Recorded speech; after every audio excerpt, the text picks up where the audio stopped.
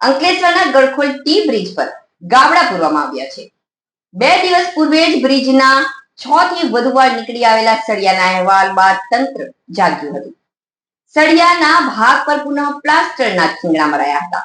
2021માં બનેલા સુરવાડી T bridge પર વારંવાર સળિયા બહાર આવવાની ઘટનાને લઈ બ્રિજના નિર્માણ પ્રત્યે સવાલ ઉઠ્યા હતા.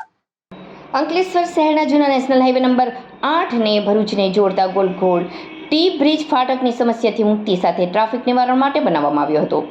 જો કે બ્રિજ બન્યા બાદ મહદઅંશે ટ્રાફિક સમસ્યાનું નિવારણ થઈ શક્યું છે, પરંતુ માત્ર 4 વર્ષમાં જ બ્રિજના સળિયા 6 થી વધુ વાર બહાર નીકળી ગયા હતા અને બ્રિજના સ્લેબમાં ગાબડા પડવા સાથે સળિયા બહાર નીકળી આવ્યા હતા. 2 દિવસ પૂર્વે જ પુનઃ બ્રિજ પર સળિયા બહાર નીકળી આવતા તેના અહેવાલ પ્રકાશિત કરાયા હતા. જે બાદ પુનઃ તંત્ર જાગ્યું અને જ્યાં જ્યાં સળિયા દેખાઈ રહ્યા હતા ત્યાં પ્લાસ્ટર લગાવી પેચવર્ક કર્યું હતું અને તમામ ગાબડાનું પુરાણ પણ કરવામાં આવ્યું હતું.